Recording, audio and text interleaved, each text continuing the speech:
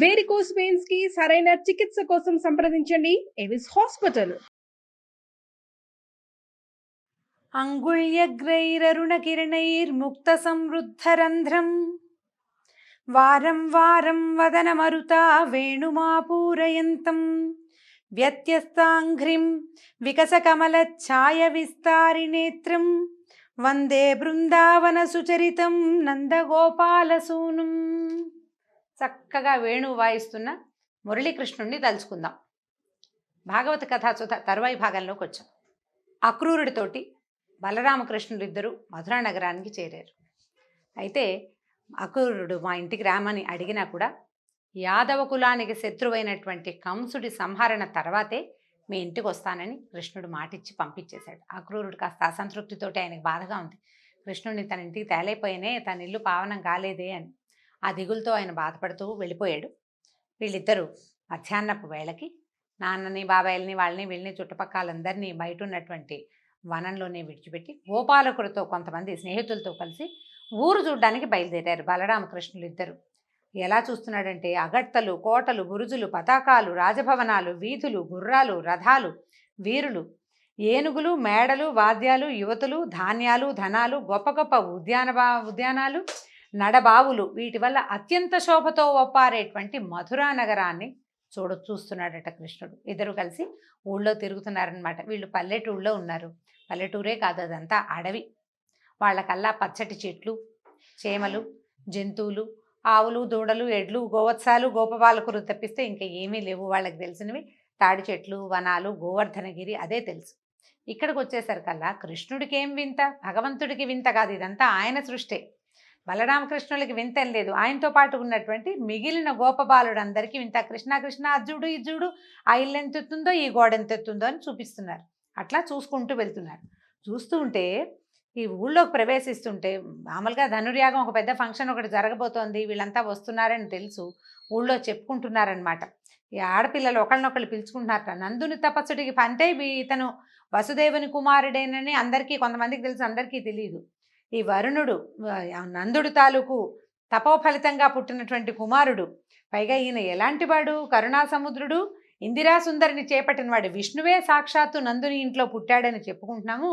ఎంత బాగున్నాడోట, ఎంత బాగుంటాడో, ఎంత అందమైన వాడో, వాడిని చూద్దాం రండి రండి అని ఒకళ్ళకొకళ్ళు చెప్పుకుంటున్నారట. పురంలో ఉన్నటువంటి అందగత్తెలందరూ గోవిందుడిని సందర్శించడానికి ఉబలాటపడి ఒకళ్ళు తింటున్న అన్నం కంచం వదిలిపెట్టి వచ్చేస్తున్నారట. పడుకున్న వాళ్ళు పడుకుని లేచి వచ్చేస్తున్నారట. తలంటుకుంటున్నారట. తల మీద నురుగంతా అక్కడే ఉంది, నీళ్లు పోసుకోవట్లేదుట. పెద్దాళ్ళంతా తిడుతున్నారు, వద్దు వద్దు, ఏమిటి మగపిల్లని చూడడానికి బయటికి వెళ్ళేది, అట్లా వెళ్ళకూడదని. అయినా సరే వింటలేదుట.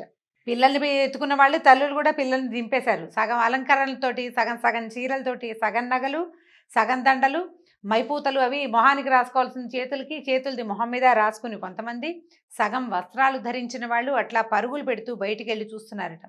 రత్నాలు కూర్చబడిన ఎత్తైన బంగారపు మేడల మీద నిలబడి గుంపులు గుంపులుగా పైన నిలబడి చూస్తున్నారు. ఎట్లా ఉండంటే తామర రేకుల వంటి కన్నులు కలిగినటువంటి కృష్ణుణ్ణి అపరిమితమైన కాంక్షతోటి దర్శిస్తున్నారు. అందరూ ఒకళ్ళనొకళ్ళు చూసుకుంటూ చెప్పుకుంటున్నారనమాట. ఇంతే ఉన్నాడు, ఎంత మెరిసిపోతున్నాడు, పూతన పాలు దాగి దాన్ని చంపేసేట, అసలు ఎలాంటి వాడు అంటే చెప్పుకుంటున్నారనమాట. ఇవన్నీ విషయాలు ప్రపంచం అంతా వచ్చేస్తాయి. ఊళ్ళో ఒకటి జరిగితే ఇదిగో పులంటే అదిగో తోక అంటారు. క్రమంగా మధురా నగరంలో వ్యాప్తి చెందిపోయింది. విష్ణువే నందుని ఇంట ఆవిర్భవించాడు. అతను చాలా జగదేక ప్రఖ్యాతుడుగానే అయిపోయాడు ఆ వయసుకే. అప్పటికే ఇతను లేని ఆ పట్టణం అరణ్య ప్రదేశం, ఇతన్ని కలియని జన్మ నిరుపయోగం, ఇతన్ని పలుకులు ఇతనితో మాట్లాడని జన్మ వృధా, ఈయన చూడని కళ్ళు నిజంగా వృధానే. ఇట్లా మాట్లాడుకుంటున్నారు ఒకళ్ళనొకళ్ళు. అబ్బో ఎంత బాగా ఉన్నాడో, ఎంత బాగున్నాడో అని. ఇంక అసలు కళ్ళతోటే వాళ్ళు తాగేస్తున్నట్టు, కంట్లోనే ఆ రూపాన్ని నిలుపుకుంటున్నట్టుగా ఆనందం పట్టలేక పువ్వులు జల్లేశారట. ఎక్కడ ఏ వీధి వైపుకు వెళ్తే ఆ వీధిలో ఉన్నటువంటి మేడల నుంచి ఎంతోమంది అప్సరసలని పోలినటువంటి సుందరాంగులంతా, అందులో పెద్ద చిన్న భేదం లేదు, వృద్ధులు, ప్రౌఢలు, యువతులు, బాలలు కూడా అందరూ పువ్వులు జల్లుతూ శ్రీకృష్ణుడిని స్వాగతించారు. తర్వాత ఏమైంది, ఇక కొంతమంది బ్రాహ్మలు ఎదురుపడి, మధురానగరంలో బ్రాహ్మణులు పలు విధాలైనటువంటి చందన ద్రవ్యాలను, పువ్వులు, పళ్ళు, శుభకరాలైన పచ్చని అక్షుంతల్ని కానుకలుగా ఇస్తూ ఆ ఉత్తములైన వసుదేవ కుమారులని ఉత్సాహంగా పూజించారు. బ్రాహ్మలు కొంతమంది ఎదురొచ్చి భగవంతుడి అవతారంగా జన్మించినటువంటి బాలకుమారులు ఇద్దరిని విశేషంగా పూర్ణ కుంభాలతోటి అర్చించారట. ఆ తర్వాత అలా వెళ్తూ ఉంటే ఏమైంది, దారిలో ఒక చాకలి వాడు కనిపించాడట. అతను వస్త్రాలు మోసుకుంటూ వెళ్తున్నాడు. వెళ్తుండేసరికల్లా ఈ పిల్లలిద్దరూ అడిగారనమాట, బలరామకృష్ణులు ఇద్దరు, మేము మీ రాజుగారి నగరానికి అతిథులుగా వచ్చాం, మా మందలో మాకు ధరించడానికి మంచి బట్టలు లేవు, నీ మూటలో ఉతికిన బట్టలు ఉన్నాయి, మేము రాజుగారికి అల్లుళ్ళమే, ఆ వస్త్రాలు మాకు ఇచ్చేసేయమని అడిగారు.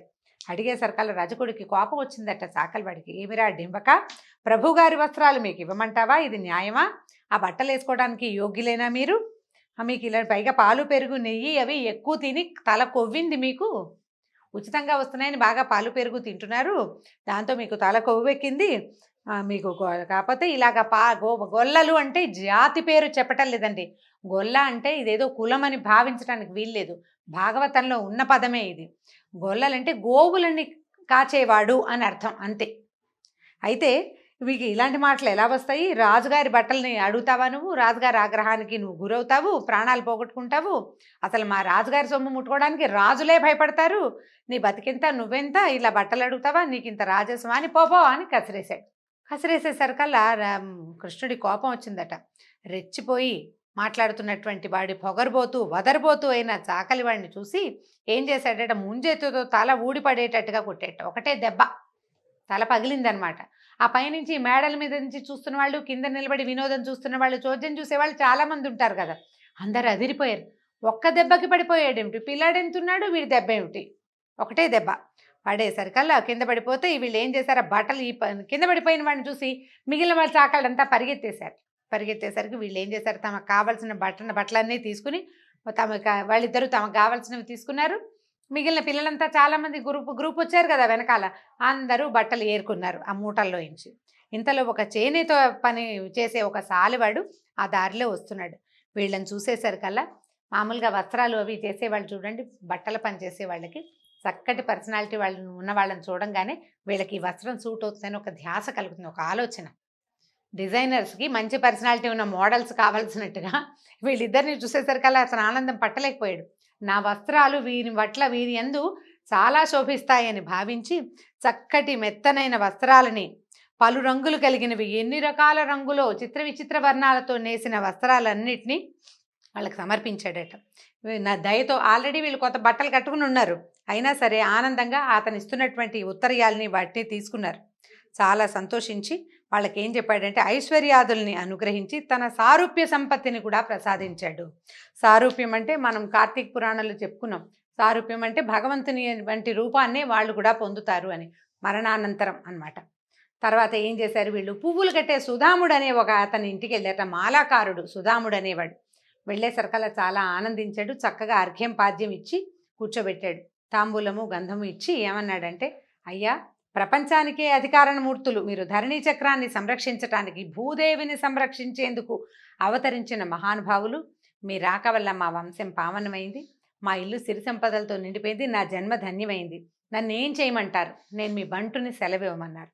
అనేసరికల్లా వీళ్ళు నవ్వుతూ సంతోషించారనమాట, నవ్వుతున్నారు వాళ్ళు. అక్కడి నుంచి ఇతను ఏం చేశాడు, ఈ సుధాముడు చక్కటి మాలలు, గంధపు వాసన వేస్తున్నటువంటి అత్యద్భుతంగా చాలా చక్కటి నైపుణ్యంతో కట్టినటువంటి మాలలని వీళ్ళకి సమర్పించాడు. ఆ దండలు వేసుకుని కృష్ణుడు అన్నాడు, నువ్వు మాకేం చేయక్కర్లా, నీకేం కావాలో కోరుకోమన్నాడట. అనేసరికల్లా ఆయన అడిగాడు, అయ్యా నీ పాదాల పరిచర్య, నీ పాదాలు పూజించే భక్తులతోటి చెలిమి, అధిక ప్రాణుల మీద అంటే అఖిల ప్రాణుల మీద అత్యంతమైన అపరిమితమైన దయని నాకు ప్రసాదించమన్నాడు. ఎట్లాంటి వరం చూడండి, ఇల్లు వాకిలి, ధనము ధాన్యము, లేకపోతే ఉత్తమ గతులు, ముక్తి మోక్షం, వాటిని కోరుకోకుండా అడిగాడు. నీ పాద కమల సేవయు నీ పాదార్చకుల తోడి నెయ్యమును నితాంతాపర భూతదయయున్ తాపసమందార నాకు దయసేయగదే అని అడిగాడు. భక్తుల తాలూకు కోరిక, నిజమైన భగవద్భక్తి కలిగిన వాడు కోరుకోవాల్సిన కోరిక, మానవులు కోరవలసిన కోరిక.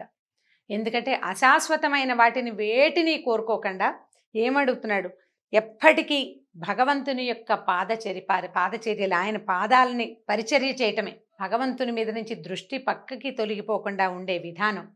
తర్వాత నీ పాదాలనే పూజించే భక్తులతోటే నాకు స్నేహం, అఖిల ప్రాణుల మీద అత్యంత అపరిమితమైన దయ, నా వంటి వారే ప్రపంచంలో ఉన్న ప్రతి ప్రాణి అని గుర్తించగలిగే జ్ఞానాన్ని నాకు ప్రసాదించమన్నాడు.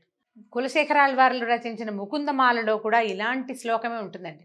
ఆయన పదే పదే అడుగుతాడు, ఈ జనన మరణ చక్రం తప్పదు, నేను పుడుతూ మరణిస్తూనే ఉంటాను, కానీ ఎప్పటికీ ప్రతి జన్మలోనూ నాకు నీ మీద భక్తి ఉండేలాగా వరం ఇవ్వు, ఏ జన్మ అయినా సరే. ఎందుకంటే ఇందులో ఈ ప్రపంచంలోకి ఎంటర్ అయ్యాక ఏముంది, భార్య తప్పదు, పిల్లలు తప్పరు, కష్టాలు తప్పవు, సంసారం సాగరంగా ఉంటుంది.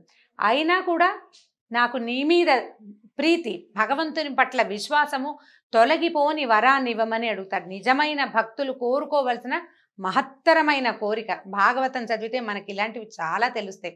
ఎందుకంటే ఇల్లు, వాకిలి, ధనధాన్యాదులు అన్నీ అశాశ్వతమైనవి. శాశ్వతమైనది ఏంటంటే భగవంతుని పట్ల భక్తి. అది మనని దారిన అదే ముక్తిధామానికి చేరుస్తుంది.